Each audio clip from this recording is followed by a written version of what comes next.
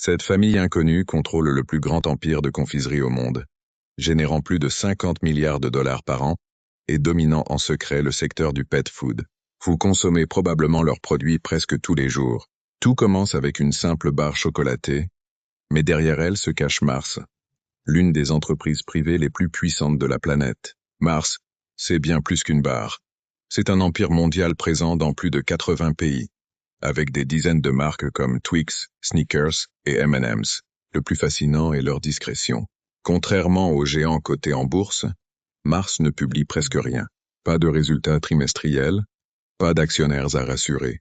La famille Mars n'a jamais voulu céder le contrôle.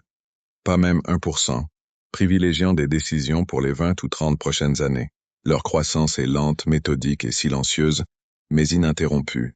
Et pendant que le monde se concentre sur leurs bonbons, Mars a bâti sa véritable machine à cash ailleurs.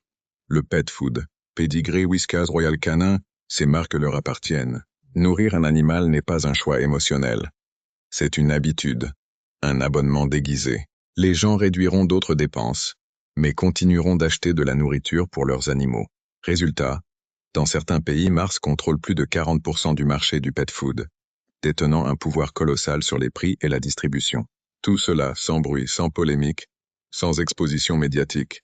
Ils ont traversé des guerres et des crises, sans jamais perdre le contrôle ni diluer leur propriété. Mars n'est pas qu'une entreprise de confiserie.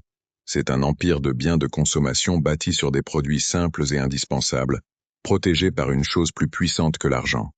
Le silence. Les empires les plus solides sont souvent ceux dont on parle le moins.